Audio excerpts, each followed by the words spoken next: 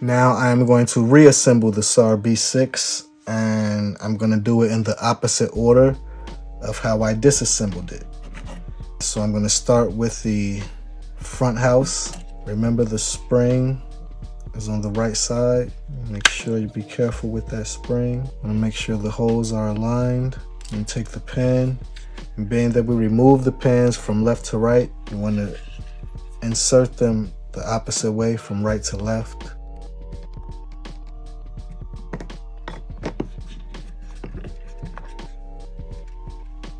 I'm going to make sure it's flush.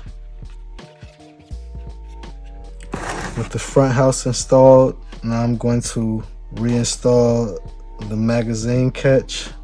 So I'm going to get the spring and detent, slide it into this hole, use a punch to just push it down in there. I'm going to put the magazine catch back into its slot, and then you take the trigger guide, put it back in the hole with the, I'm going to pull that out for you guys. I'm going to put it in the hole with the beak's pointing forward. And when you get it in there, you want to take a punch and depress the detent.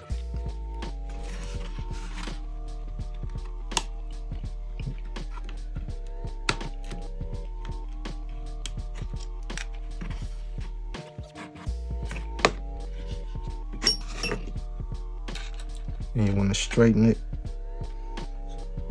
so that it's just facing forward. Test the magazine catch.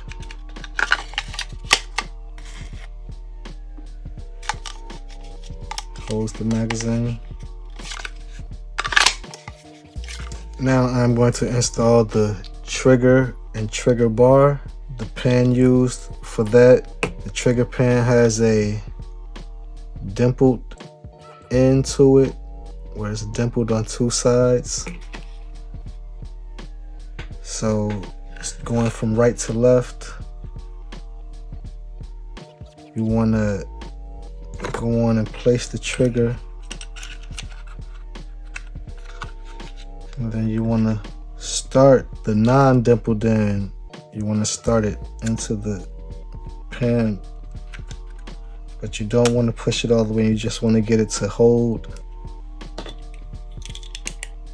Just want to get it to hold the trigger. Now I put the spring in. And remember how the spring was oriented? You want to put the spring in this configuration.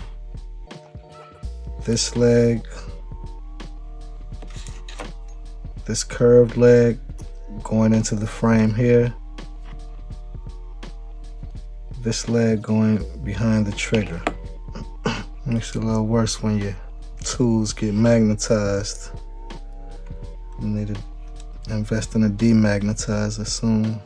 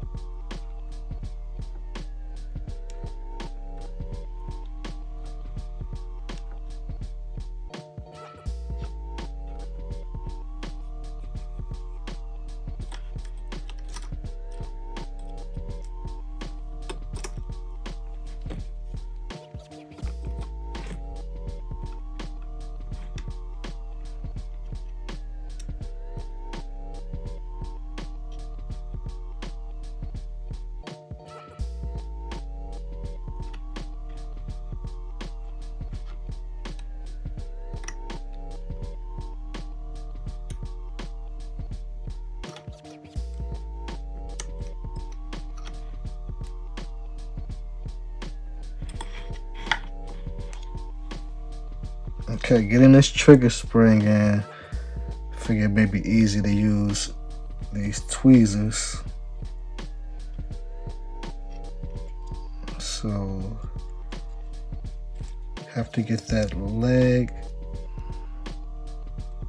behind the trigger. All right, y'all, I had to go off camera for a little minute, but what I had to do was hold the spring from this angle and push downward to get that shorter leg behind the trigger while making sure I get that longer leg into the frame. And then I go on and push the spring through. I'll go ahead and put a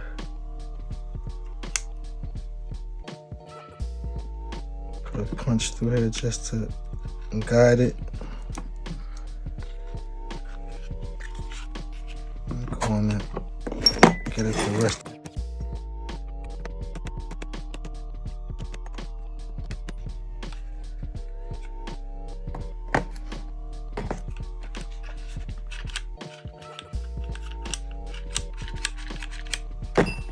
Once you get that in with the pin flush on both sides, and go ahead and test it and make sure it springs back as it should. And I just want to say that really gave me a problem getting that spring in. It was difficult getting that spring in, I just want to say. Now I am going to reassemble the rear housing, starting with the hammer and putting the hammer strut and the decocker back into the hammer. Since we took it out from left to right, we're going to put it in from right to left. We're going to start with the decocker first. Get the detents. So I'm going to get the pin started, but not put it all the way through, just get it started in the hole.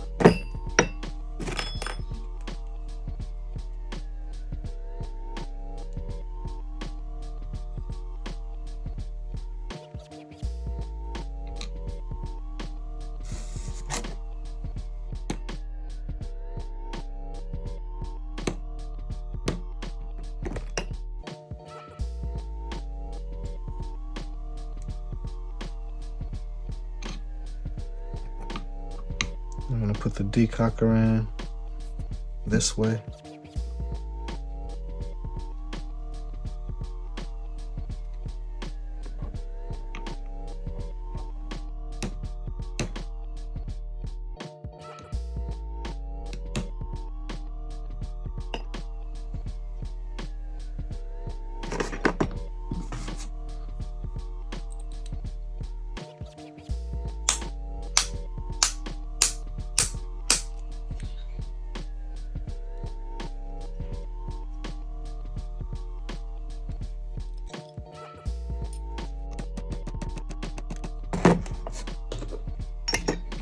You want to make sure it's flush on both sides.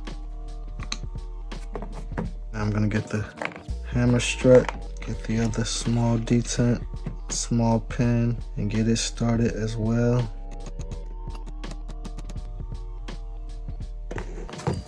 With the hammer strut, you want this curved in.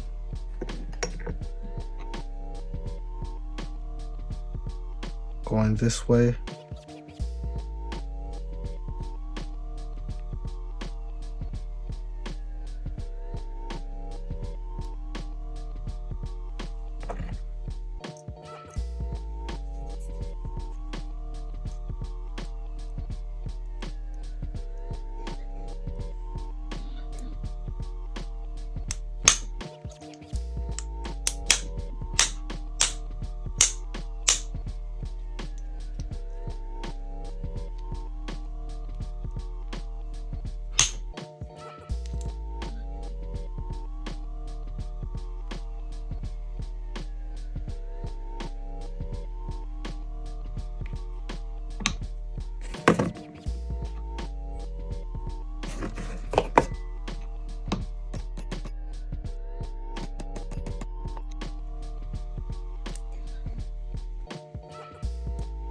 With the hammer reassembled, I'm going to go in and reassemble the rear housing.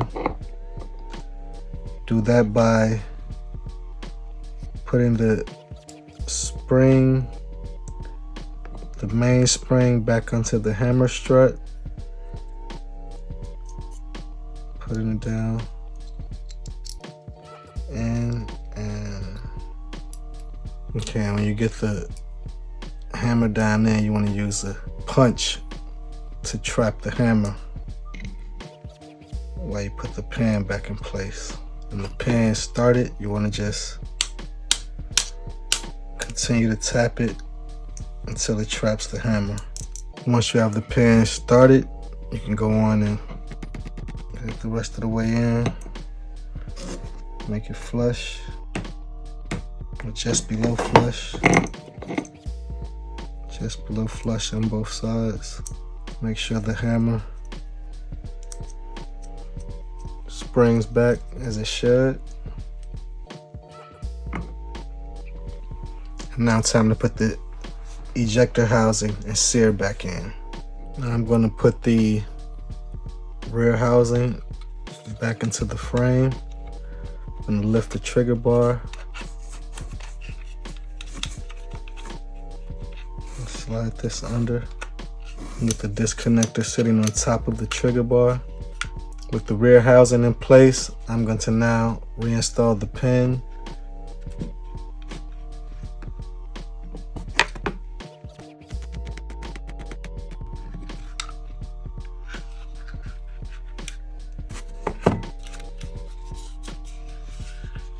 Now I'm going to reassemble the sear housing. I'm going to start with the sear. You're going to come from under the sear housing. You're going to start your pin, and then you're going to get your spring. To put the spring in the correct way, you want to have the longer leg in this channel with the shorter leg on the sear itself.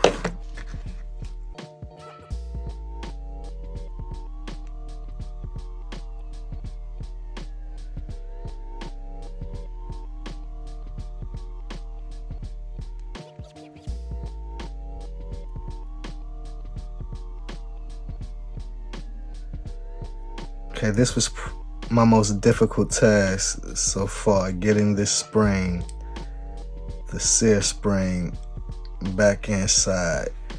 What was so difficult was just getting the right angle. The needle nose pliers were too thick to really get it down in there, you know. The tweezers that hold, you know, they don't hold tight enough if you're pushing with pressure. What I ended up having to do was just had to hold the sear forward and just push the spring down into the little pocket. And I was able to push the pin through on the bottom while I was holding the spring down. And it took me a while. I had to even take a break, I'll be honest. But with the sear together, I have to reassemble the safety. And take the spring, put it in the hole.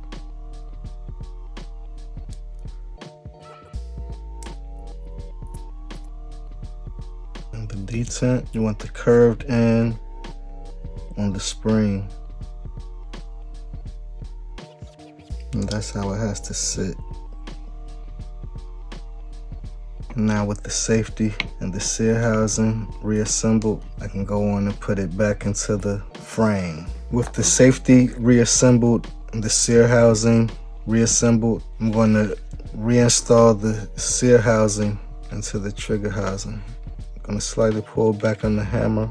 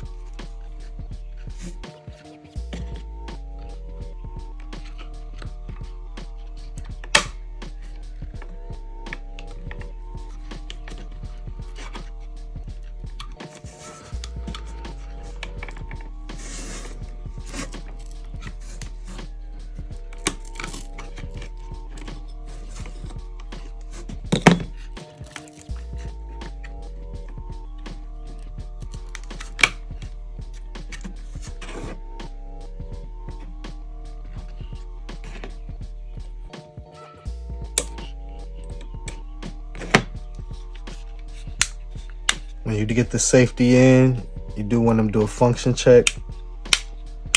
Make sure you hear it click so you know the detent is working. Pull back on the hammer, engage the safety. Make sure the hammer does not fall. With the safety off.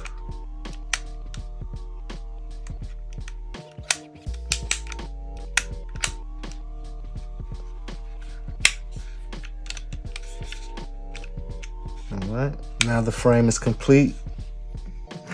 So I'm gonna go on and reassemble the slide. To start with the reassembly of the slide, I want to put the firing pin back into the spring. Make sure it's seated fully. I have the firing pin block and the firing pin stop to start with. To start with the slide reassembly, you want to insert the firing pin block with the cutout facing towards the firing pin. And when you have that there, you want to depress it so you can insert the firing pin. And with the firing pin, you want to have the cutout facing downward.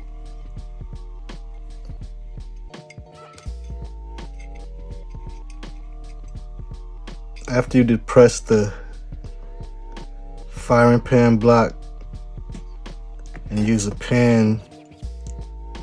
punch to press the firing pin down enough to slide the firing pin stop on, just push it all the way up to snap it into place. Now with the firing pin in place, I'm gonna put the extractor back in. To reinstall the extractor, you need the extractor, the spring, and the detent. I'm gonna start by putting the spring in. As you can see, it has that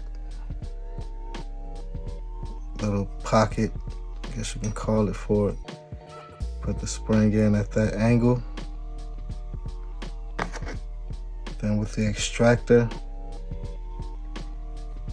you want to put it at an angle and push back. You want to align the hole. Then you would use a punch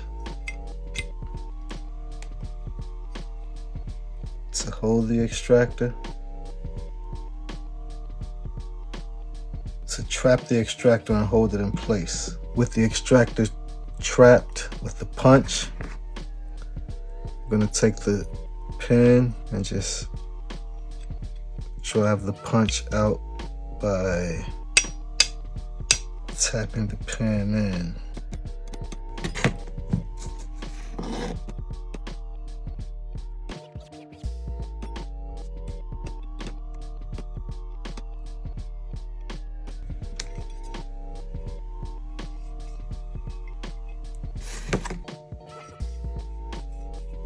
With that pin back in, the slide is fully assembled. And now all there is to do is reassemble the entire firearm. With the internal parts of the frame and the slide reassembled, the only thing there is to do is reassemble the entire firearm. Start with the slide, put the barrel in the slide, and recoil spring assembly back into the slide.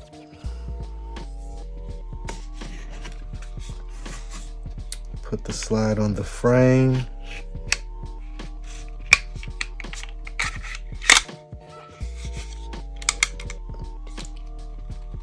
Line the two dots up.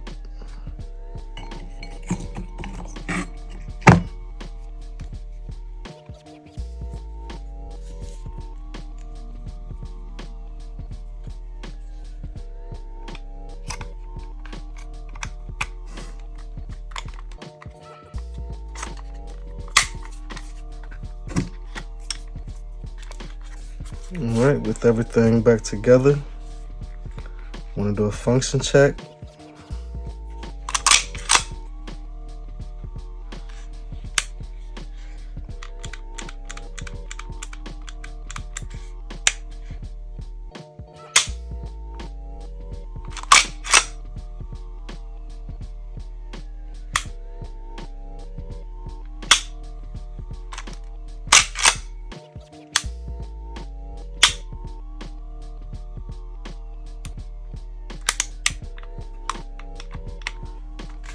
Safety engaged, the hammer cannot be cocked. With the hammer cocked and the safety engaged, the hammer won't fall.